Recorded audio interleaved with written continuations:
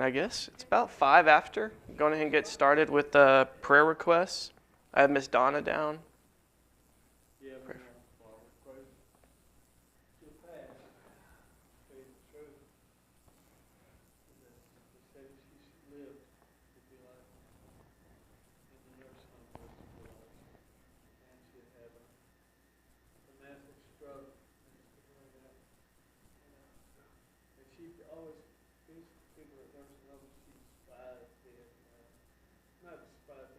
Right.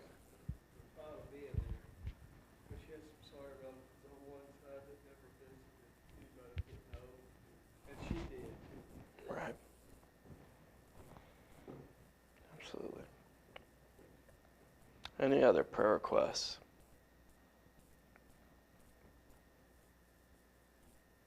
All right. Well, we'll get started with prayer and then we'll get into the text. Let's pray. Dear God, we thank you so much for this day. We thank you for the opportunity to be here. We thank you for the opportunity to be surrounded by other Christians who love you and want to study your word in the same way. God, we pray that as we go to your word that we can do so in submission to you, knowing that your ways are above our ways and your thoughts are above our thoughts. Help us to seek guidance from your word and allow it to lead us as we make decisions in life and just be better servants of you in any way we can. God, we want to pray for a number of people that we know that are struggling and dealing with different things. We want to pray for Donna as she's continuing to struggle with her health and just all of the transition in her life right now. We just ask that you can be with her physically, that you can be with her spiritually and emotionally as she deals with her losses and all those different things as well.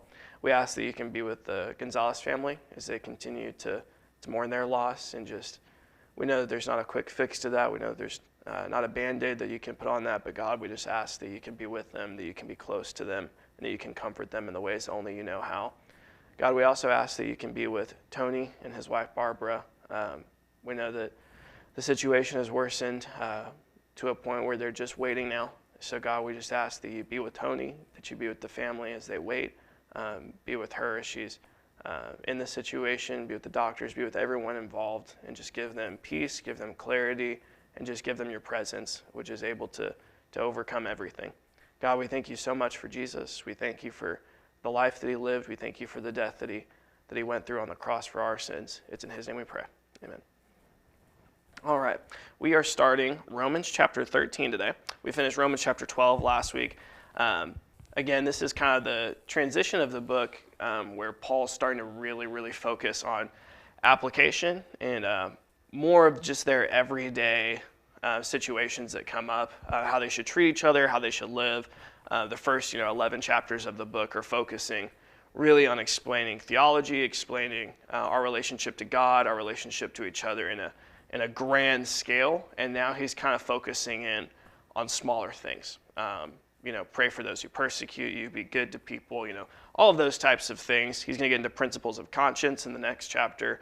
So he's really focusing and kind of focusing on the simple everyday stuff now that we all struggle with. And then in the previous chapter, it's just like jam-packed. It's a beautiful chapter, but it's just jam-packed full of application, application, application. This is how you should treat people. And it's really interesting. As you're looking at chapter 12, it sounds so similar to the Sermon on the Mount, right? Like, we love the chapter 12, but so many of the messages seem to come straight from Jesus' Sermon on the Mount and Paul restating them to his audience now.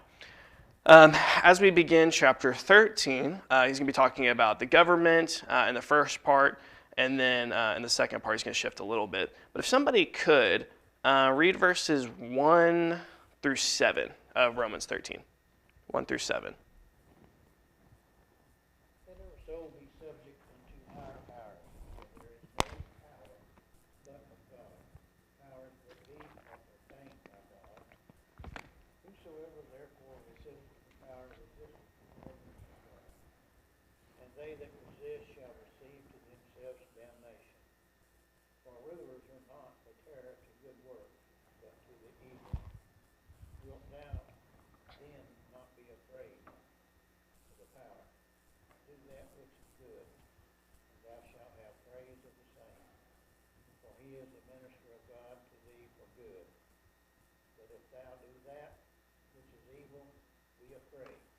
For he beareth not the sword in vain, for he is a minister of God avenger, to execute wrath upon him that doeth evil. Wherever he must needs be subject, not only for wrath, but also for conscience sake. For this cause pay ye tribute also, for they are God's ministers, attending continually upon this very thing. Render therefore to all dues, tribute to whom tribute is due, custom to whom custom, fear to whom fear, honor to whom honor. Awesome. Thank you. So he says, every person is to be in subjection to the governing authorities. There's no authority except from God, and those which exist are established by God. It's kind of interesting if you remember, where did Israel used to have their leadership? Like when Israel first started off, who was leading Israel? If you guys remember in the Old Testament. Moses. Kind of, yes. Moses, yeah, in a way. Yeah, he led the people. But you could ask, who was their king? Like before King Saul, before that, who was leading Israel? Judges. Yep, and who, I guess before that even, or even higher than that, you could say? God, right? Well, that's a pretty cool thing. It used to be God leading the nation. We've come a long way. Israel wanted to be like other nations. They cried out for a king. And what did God tell them? You don't want that? That's going to be terrible. They're gonna tax you. They're going to be brutal to you, And they said, we want to be like other nations. And he said, yeah, idiots, have it your way, right? Well, this is us and them having it our way. And it's, yeah, welcome to Burger King, right? Not great, right? Better than nothing, right? To have human governments, as Paul's talking about, like you need this, you have to have this to function. But man, did we have it good before. And it's kind of a theme throughout the Bible of God giving us something good and us saying the grass is greener on the other side. Even back to the garden, Eve seems like she had it pretty great, right? Adam and Eve are in the garden with God. They don't have to work. Like they're not going to die. Everything's great. But I want more. And the grass is always greener, and then it's not, right? So this is kind of the result, us dealing with these governments and all that different stuff. Not that we would have been part of the nation of Israel anyways, but, this is the results of us chasing after our own will. And because of that, we have to deal with governments that, even the best government on earth, it's not God, right? It's not God, and it's not what they were blessed to have before. But we're still expected to subject to the governing authorities. He says there's no authority except from God. Those which exist are established by God. Kind of saying like these things are from God, and these things are good things. Have you guys seen that movie, The Purge? Or heard of the movie The Purge, even if you haven't seen it? The concept of the movie is all crime is legal for the next 24 hours. It's like a scary movie where like the government's like free for all, do what you want. And it's terrifying because everybody's doing whatever they want to do.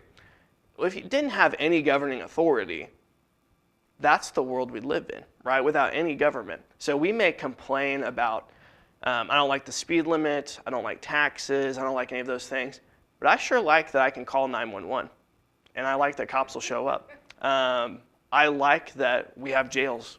I like that we have a government to do some of those things. So in generally speaking, even a bad government is better than no government at all, because you would have murderers, rapists, assault, like all these things running unchecked, or you would be forced to kind of protect yourself from every threat, which would be really, really, really hard to do, especially for the weak and the vulnerable among us. You might think, well, I feel good now. Well, what about when you get old? Or what about children who, are orphaned and those types of things? So the government being in place when they're serving their purpose to protect us is actually a really, really good thing, a good thing that we need. Now, the government doesn't always do that, but that's something that is a good thing when they do it. And if they were to remove themselves, man, we would notice their absence quick. I forget who it was. I think it's Senator Kennedy. He said, you don't like cops, the next time you get in trouble, call a crackhead. And it kind of reminds you like, okay, I may not like it. I may not like the speeding ticket. I may not like the fishing limit, all that kind of stuff. Yeah, but it's better than the alternative. You know, I mean, it's better than nothing at all, at least when the government's behaving with at least some form of decency. Have you noticed though that in my lifetime, so we used to have security guards. The Temple College Yeah, used to have security guards. Now they have police officers. right. There used to be security for the railroad, and now they're police officers for the railroad. Interesting. The HOA are now getting their own police force. Interesting. To be a police force in their neighborhood to enforce their laws. And I'm like, this is getting a little crazy because now all of a sudden it's not just the city cops that we have are being enforced those laws, got it? But now they're saying your property that you have that barbecue pit sitting out on the road is illegal. Yeah. And people see that armed security guard to have you remove it. And I'm like, now we're kind of Yeah. getting a little sketchy, you know, for me. That I understand the concept Yeah. of the governing authority, but I think that we're really trying to push the boundaries on who has the authority now. The police are now part of every congregation. Yeah. I was about to say at churches they have the same thing where they have somebody kind of sit out front And sometimes. we have it within our members here. Yeah. And I get it. I'm thinking now it's like, okay, where else are we going to go next? With the CPS, I never heard of child protective services. You know, that was something that mom, dad whipped you. You just going to look. There was nobody to cry to. You go to grandma. Grandma's probably going to whip you too. Yeah. Yeah. Here's what. Yeah. Even there's certainly examples you think about. What comes to mind when you say that to me is like a mall cop, who's not a real cop, but they'll come after you like they are, you know, and like they have all the authority of, you know, all of the government and really treat you bad, you know what I mean, like really poorly and kind of strip you of your rights and all those things. And certainly there's all those kinds of things that are, I get caught watching, I don't know if you guys ever watch auditors, not the tax auditors, but auditors who go and like film in public places or film police officers and things like that. Those are really interesting things to see. And it's kind of like a legal way of trying to make sure your rights are staying protected and keeping those things in check. But in the process of watching those, you see that a lot of people, they get a little bit of power and they go far beyond what they're actually allowed to do, you know, and they just take over it. A good example of that I think is when, I think it's Paul in Acts when he's stripped and beaten and all that stuff. And he's like, I'm a Roman citizen. And they became very afraid because they were like, oh, we can't do that to him. And kind of retroactively are like, we crossed a line. Well, that kind of stuff still happens today, where you have a cop who's crossing the line of what he's actually allowed to do, you know, and he starts acting in his own interests, or you have a security guard who thinks he can do more than he can. And they'll typically get sued in our environment. And thank goodness. Yeah, body cams is something that's great that we need to have more and more of and all that kind of stuff. So, there's always examples of that. Everybody be required to wear their own personal body cam. It's getting to that point, right? Because you can't trust the cops now. Right. They'll just turn theirs off. Right. You know, the incident in the truck with your dad. Yep. You know, the body cam that tells no lies. Right. You know, we remove your ability to, just say, well, it wasn't quite like it. It looked just like it to me. Yeah. So, yeah. I know someone, they got in a wreck. They had a little cam on their dash in case they ever got in a wreck. But he was showing it to me, and he said that what I like about it is it's easy to take off. I was like, what do you mean? He said, well, if it's my fault, I don't want the video of it. And I was like, I mean, I appreciate the honesty, but that's not really good. But that's kind of a good example of what Paul says here later, that he says, if you would have no, but if you do what is evil, be afraid, for it does not bear the sword for nothing. Oh yeah, do you want to have no fear of authority? Do what is good, right? Do I want the body cam on?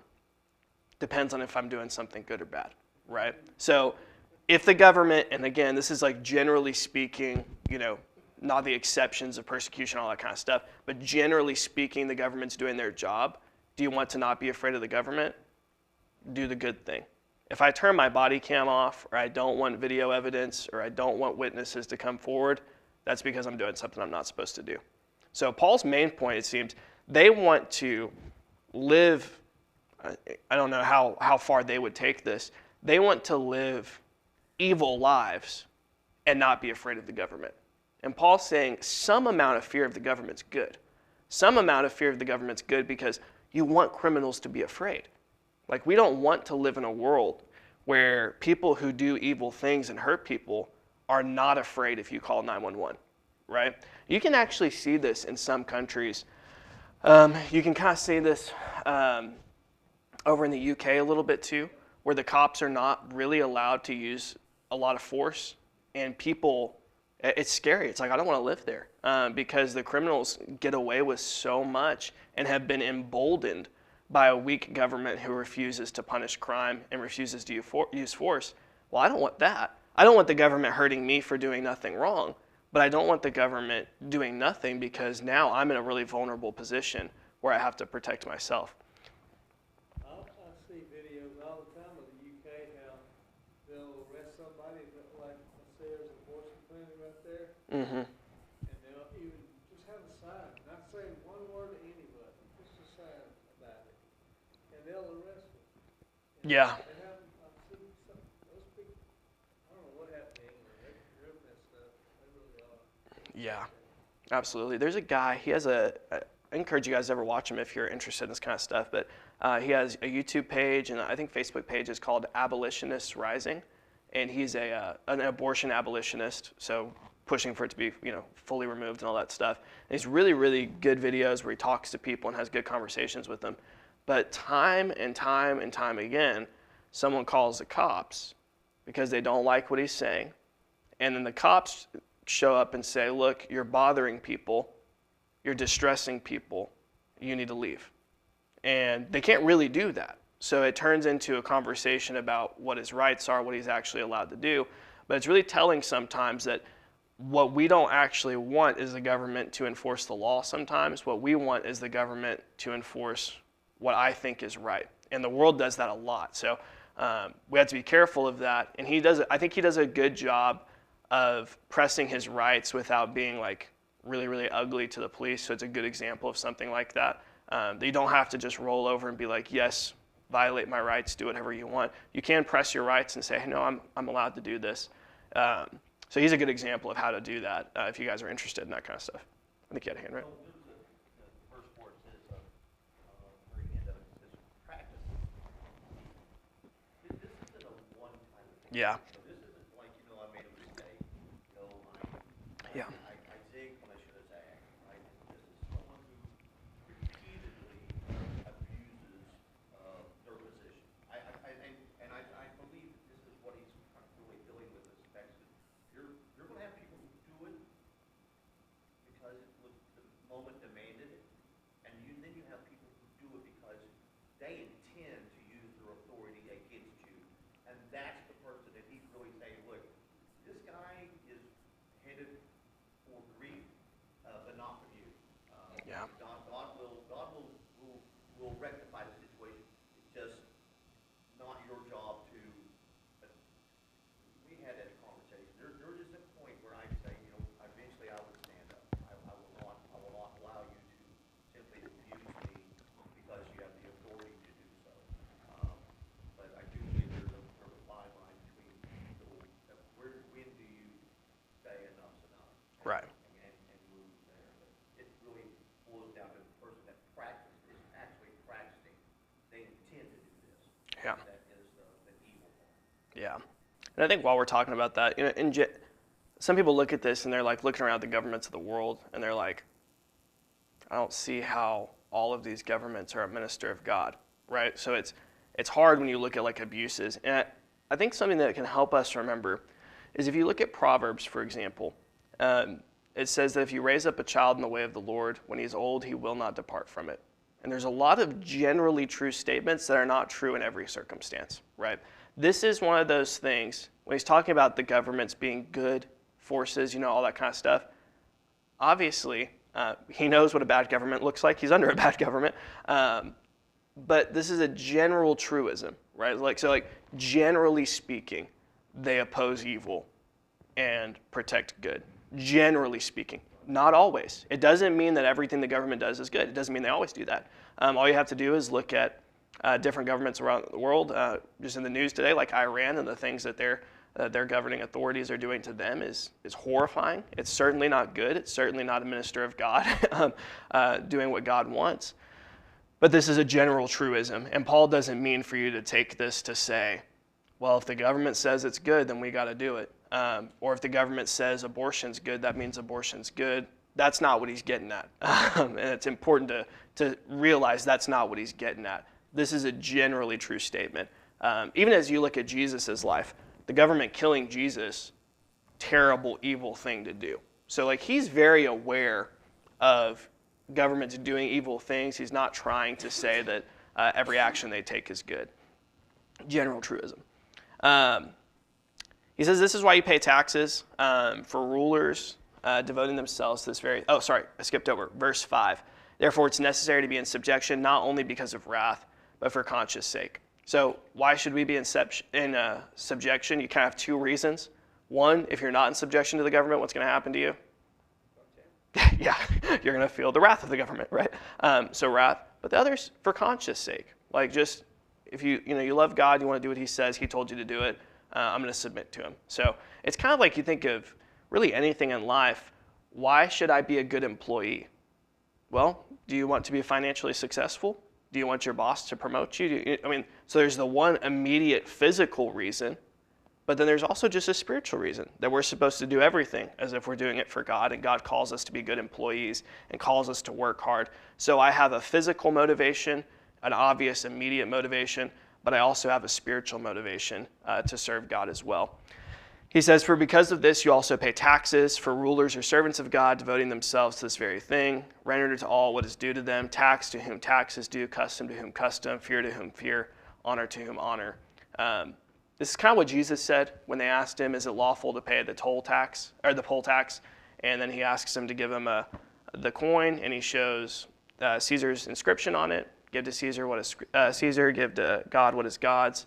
And it's really kind of a cool thing to see that Paul is just sticking to what Jesus said, right? Like we hear them say that he takes the teachings from Jesus, and the apostles are giving those teachings to the church. This is another really good example of it, that he's just taking something Jesus said and saying it in different words. So they're in lockstep with what Jesus said. None of us like taxes. I would rather keep my money. I remember somebody talking one time, they said rich people love charitable donations because they can use them as tax write-offs. And the other guy said, you know what's better than a tax write-off? Keeping your money. And I was like, yeah, that's kind of how I feel. I don't want to give money to someone else. You know what I mean? Like, we are never going to enjoy giving up money. So it's never going to... Right. But somehow the government's got to be paid. And somebody's got to pay the police officer. Somebody's got to pay for the jail. Somebody's got to pay for all that. And that comes from us. And obviously we look at it and we're like, I think you're taking too much. And you're spending it on dumb things that aren't actually protecting me. And that can be frustrating for us. But if you consider even the people of Jesus' time, we would not agree with everything that Caesar spends money on, right? Like we would not agree with everything, but we're still expected to just pay our taxes. And it used to bother me a little bit, kind of like the way I was thinking about it, and I don't know if this has ever crossed y'all's mind. It's like, I don't want to give money. So the Girl Scouts cookies really bother me because they donate so much money to Planned Parenthood. And I hate that. And I don't want to give money to an organization that's going to give money to Planned Parenthood to support abortions and all that kind of stuff. I'm not saying you can't buy Girl Scout cookies. I'm just saying that really, for some reason, some things stick out in our mind more, and that one really bothers me. And I used to think about that with the government. I'm like, if I'm giving them money, and they're using it for evil, am I going to be like, am I kind of supporting their evil and stuff like that? And I think Jesus, by saying give to Caesar what is Caesar's, kind of can calm those fears. Caesar was certainly using money on things that were not godly, certainly using it on pagan idolatry and all those different things. So if we were guilty in giving him money, Jesus would have never told us to pay taxes to him. He would have been like, hey, don't do that. But we're not responsible for what the government does with their money, that's on them, and they're going to be judged for that. And we can kind of take peace knowing that if the government goes and spends it on something ridiculous and sinful, that's not my fault for paying taxes. That used to really bother me, and I don't know if y'all have ever felt that way, but it really stressed me out. One thing, if you're going to work for somebody, be like stealing from them if you don't do your job and do the best you can do is another point. Yeah, absolutely. Absolutely. And that's all I got to say about that. That's all I got to say about that. Yeah. We live in the greatest country on earth. I agree. We cannot necessarily control everything our government does, Right. whether it be right or wrong. But we have a voice. Yeah. And I don't think there's another country in the world that looks like us. And I think that I'm proud of this nation because we've allowed ourselves the right to be able to say, we give say so. Right. And just not leave it up to the government authorities say, we're just going to do what we want to do and y'all just get along. Absolutely. That's the government that he's addressing, is that that's what they're doing. They're Absolutely. not so much entitled or in fear of what the people think, what they do with the money. They just need the money, so they're going to do what they want. You just need to try to sit down and shut up. Absolutely. Yeah, we are so blessed that we live in a place where we can legally critique and call for change in our own government. And that, like you said, is so unique and such a special thing that if you don't use, you will lose access to. And they would love to take that access from you. They would love for you to stay out of it. So it is not submitting to the government to legally press your rights, to legally call for change. That's all good stuff. Even as we look at slavery and getting that abolished, that was led by people who were like, hey, this is wrong. And a ton of Christians saying, guys, this is wrong. We shouldn't be doing this. And we're allowed in our current framework to speak up, to call for change, to try to get bills passed, to outlaw abortion and things. All sorts of things that we're allowed to do. And our government at this moment in time allows us to speak up. Now, there's a limit to what they allow, and there's legal ways to do it and illegal ways to do it. But it's certainly, I think, a good Christian thing to do to speak up for the rights of those who can't speak for themselves, especially in a way that we're allowed to do so. So, yeah, it's a great point. It's so funny when we read this, so many times we get kind of in a bad mood almost. Because, I don't want to submit to the government. I can't stand some of the rules that the government makes. I can't stand the way they do stuff. But, man, if I had to pick a government to submit to, America's at the top of my list. And what's crazy is there's people in other parts of the world that are reading the same Bible, and they're having a lot more difficulty with this. And this is a lot harder for them than it is for us. So that kind of helps me out to remember sometimes, just perspective. Man, the people that he's writing to right now had it way worse than I have it. So if they can do it, I can stop complaining and do it. It's bad, but it's not as bad as it could be for sure. Fear to whom fear is due, honor to whom honor is due. I think another part of this is you don't want to give them a reason to hate you. You don't want to give them an extra reason to punish you, to persecute you, to do all those sorts of things. If they're going to persecute me for Christ, so be it. If they're going to persecute me because of my faith in God, so be it. But they're not going to persecute me because I'm a thief. They're not going to persecute me because I'm running a corrupt business and getting over on people. They're not going to be able to make an accusation against me because I'm a murderer. If they're going to make an accusation against us as Christians, it's going to be because of our faith in Jesus and not because of evil things that we're practicing, right? So Christianity is a hard enough thing to accept. So if we go around just kind of poo-pooing and saying, disrespecting all the people, not giving honor to those who are honored, not obeying those we're supposed to obey, that's going to make it even harder for the gospel to spread. One of the things that the Jews tried to do, they did it to Jesus, and they did it to early Christians. With Jesus, they said, this guy says he's king, right? He's trying to come and take power, right? And try to present Jesus as if he was trying to take their political power from them. And that wasn't what Jesus was trying to do, obviously. That wasn't his mission. He says, my kingdom's not of this world, but that's the way they presented it. And they did the same thing to early Christians. They worshiped another king. They worship someone else. They bow the knee to him. They give him authority and all those different things. And you see kind of a similar thing today, slightly, where people attack Christians and say, well, you guys are trying to force your beliefs on the government. You're trying to take over the government with the Bible and all those different things. And that's really not what we're trying to do. We're not trying to take over the government. We're not trying to do anything like that, or we shouldn't be. That's not, our goal should not be just to take over all the branches of government or anything like that. We're just trying to serve God. But the world is going to continue to levy that accusation, I think, as long as there's Christians in government against us. So that's something we have to be aware of.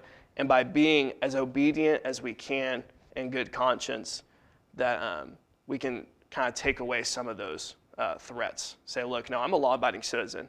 Whenever I can, unless you're telling me to do something against what God says, I'm the best citizen I can be. Kind of like Shadrach, Meshach, and Abednego, model citizens, except for when they couldn't be. And I think that gives credibility to your message that, look, I'm not just a troublemaker. I'm not someone who just doesn't want to submit.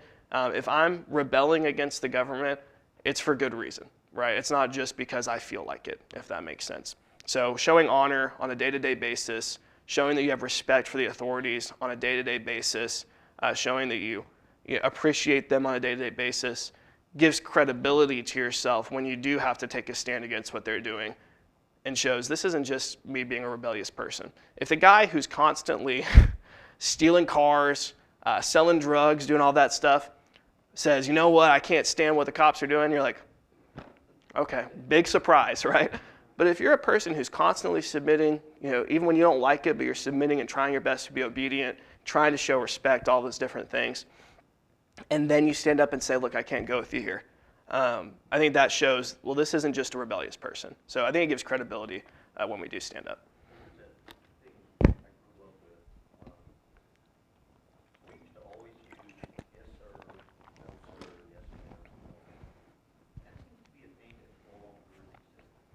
Right. There used to be the respect from the household to the classroom to the White House. You would never, you always had a level of respect, even if you didn't respect the person. You always showed it. Right. Didn't know. And we kind of decided I get to choose who I want to respect. And Yeah. we would say, look, respect your elders. Doesn't mean they're always right. Right. Doesn't mean you need to accept their, do what they did, but we don't do that anymore. We've chosen to ignore a lot of what Scripture says. Look, there's a place for everything here, and we need to find out where we need to be. That's such a good point. And I think it shows, sometimes you have to respect what someone is, even if you don't respect who they are. Even if I don't like the way you're behaving, I should have a certain amount of respect for the office of presidency, or for the office of the office of mother, father, boss. Even if I don't like the way my boss is, I still respect that they're my boss, or an elder person, someone that's older than me. I may not respect what they're doing, but I should have respect for their wisdom, respect for their years, respect for their age, all of that kind of stuff. And at a base level for everyone, even if I don't like what someone's doing, even if I don't like the way they're behaving, respect that they're made in the image of God, that they're a soul that God loves, someone that Jesus cared enough to die for. So a baseline respect that you have for all people, that's certainly something that's missing. I also think that that is somewhat a regional thing. I don't think that's the case everywhere, even in this country. Because when you were 10, we moved to Colorado, and everyone was like, you guys are not from here, are you? And we were like, no, why? Yeah. And they're like, because your kids say yes, ma'am, and no, ma'am. They don't do that here. So I think here, we've kind of been in a bubble too, until here, however long, people were still being taught that. We were, Southern hospitality was really a thing. Now it's not so much a thing anymore, and I don't know if it's a lax in us here, or if it's people from the outside coming here that's, diluted it or what, but it's not, we have not seen that same respect when we've gone outside of this area, or outside of, you still get that in North Carolina, but for most part, mostly it's a southern thing, because just, Colorado's not that far away, and it stood out huge. Right. So, Most parents, I've seen a lot of times, will let kids be the boss, that's what's wrong. Yeah. And they'll tell them about 100 times. Yeah. Back 15 more times. Don't do it again. Next time. I couldn't hear him. You better not. Yeah. Kids are the boss. Oh, That's so yeah. funny. I'd get one chance with my mother. Maybe one. Right. But she knew the threat of it. She didn't have to say it, I knew she, Right. My youngest child would threaten, he's BS on you. Oh, wow. And so she's like, you're not touching me. I said, all right. I said, let's go outside and talk about it. She walked outside, I locked the door. Right. You can stay outside. Finally, when she came back in, I said, everything you have, I own. Right. Those horses in the back, that computer in your lap, the food that you eat, the bed you sleep on. The only thing I'm required to do is feed you, keep you educated. Right. I said, so right now, you're locked in. Those horses are no longer to be visited, and it was a shock, it was an eye-opening moment. Might have to give Sat back it, and realized that standing ovation. you're not the without- boss. Right. When we That was moved, good. when we moved down here, Madison came home one day and she said, Mom, how come I don't get an allowance? I said, oh, you get an allowance? She said, I You're allowed to do. sleep in the She bed. said, all my friends, they get money if they, I said, yeah, I allow you to live here. I allow you to eat. I allow you to have nice air conditioning. Yeah. That is your allowance. I'm not about to pay you to do things you're supposed to do. Right. You know, she was like, okay. And that's all the explanation she needed, just to put it in a little perspective. Right. When I was at my grandma's house, out in the middle of nowhere, when you go a little further, that's her house. She would spank you, and she'd never think about it, but she was like, it was just an everyday thing, just like what freaked me out the first time I seen it. They, like something the Bible talks about going into your room and praying. All her 8 or 9 kids, all of them grown basically when I was coming up. And they all disappeared at a certain time, and I didn't know what was going on. Finally, she told me, but that woman freezes me every day, every minute almost. My grandpa used to say, spank your kids every day. You don't know what they did, but they did. Good thing y'all didn't come under my grandma. Oh, that woman could hit harder than my daddy could. Oh, yeah, that Didn't when hold you back at all. You good to you, but boy. Don't when let you grandma put catch that- you. When she put that belt on you, she looked like she put the whole thing in there. Yeah. It's hard to think of examples, but when he says custom to whom custom, honor to whom honor, especially in regards to the government, one of the things I think about is every year it seems, no matter who's in office, the Super Bowl winner is always invited to the White House. And it's always a big stink where you either have people on the left or people on the right mad that someone went. Whether they went for Obama or they went for Bush, they went for Trump or Biden. It's like, you shouldn't have gone. You know what I mean? Like, how could you go? Because I think it's a good example of, it's not about agreeing with them politically. It's not about agreeing with them morally on everything, but they're trying to show you honor by bringing you, and honor something that you should reciprocate in that circumstance. Honor to whom honor, being respectful, and even if you don't have respect necessarily for the decisions of the person, you have respect for the office, you have respect for the honor that they're trying to show you and the custom.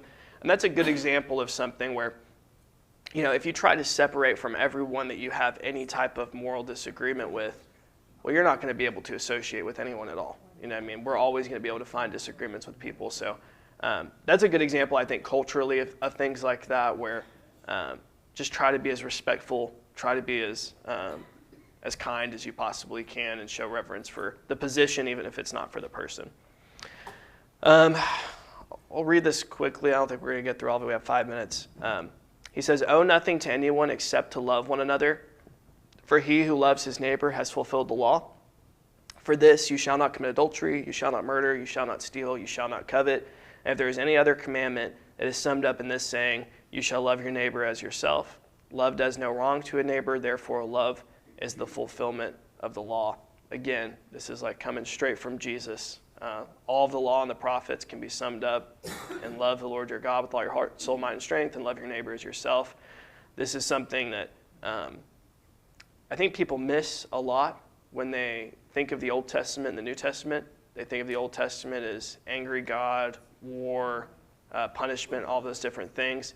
Every one of those laws, you shall not commit adultery, you shall not murder, every single thing that God commanded his people was motivated either by love for God or love for people. And you see that, and sometimes it's hard to see that because we're wrapped up in sin. It's hard to see that because we're maybe fond of the thing that's hurting us or fond of the thing that's hurting someone else. But everything is built, even in the Old Covenant, every commandment is fulfilling love your neighbor as yourself in some way, even in the Old Testament, right? So it's not a New Testament thing. And this beginning part, owe nothing to anyone except to love one another. The owing nothing, I think this is something that's a big theme in Proverbs, is don't become reliant upon someone else, especially financially. You put yourself in a bad position when you owe someone money, right? And if you're in debt to someone else in some way, you're in a bad position. And Proverbs talks about this at great, great length, that you can put yourself in a bad position where you can be financially compromised and you can be morally compromised, and even compelled to do things that you don't want to do, things that you shouldn't do, just because you're in debt to someone. So it's a good thing if you can. Don't be in debt to someone. Now, we live in a world where it's almost impossible to not be in some kind of debt financially, whether it's kids with their student loans, whether it's a car, a house. There's all sorts of things that we take on. But try not to owe as little as you possibly can and not put yourself in a position where someone has power over you. I said that to my neighbor, and he said, "Oh, no. We ain't doing that." After I had loaned him my lawnmower, riding lawnmower, mow his grass, take him to the store and back, ask him how much I got. But every time he done anything for me, $60. I don't care what it was. $60. I told him that one day. I said, I want to treat my neighbor as I would treat myself. He said, and I said, you ever thought about doing that? And, oh, no, sir, buddy, he wasn't into that at all. He came over the other night and he had inadvertently thrown away his Social Security paper that he has to have to file his taxes. So when he went to Walmart, the lady said, "I'm sorry, you have to do it." Well, he's not computer literate at all. So he came over and he sat down and he said, "Can you help me call Social Security and figure out what I need to do?" I said, "Well, that'll be $60. He looked at me and I said, "Well, that's what you tell my husband every time he comes over to ask you to do something." I said, "Look, I'm going to do this for you."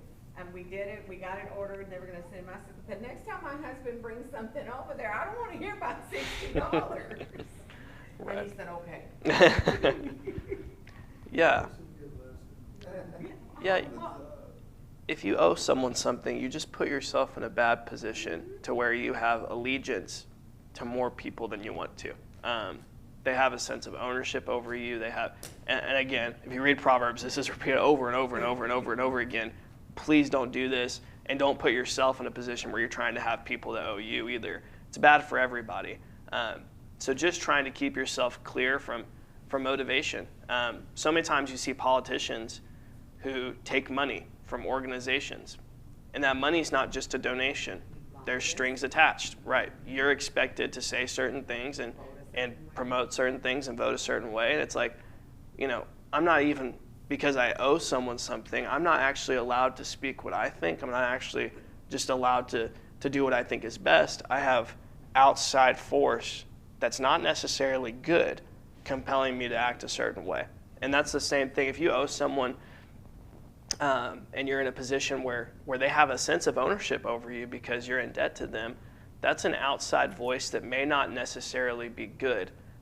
That's going to have sway over you, that's going to have power over you, and could compromise you, whether it's financially or spiritually and morally. So trying not to be in that position. Again, you can't always help it. Sometimes things happen. Sometimes you make a mistake, and you're strapped to that for a while and all that kind of stuff. But doing the best you can to not be in a position where you owe people things, and just trying to be as loving as you can is the best route.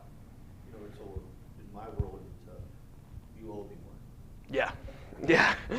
I will do you a favor all day long, but I will not call that favor in because you will always owe me. Yeah, right. No, but having a puppet master is never a good idea. Right. We should have one puppet master, and that's God, right? Absolutely. All right, we'll stop right there. We'll pick up next week, same spot. Thank you, guys.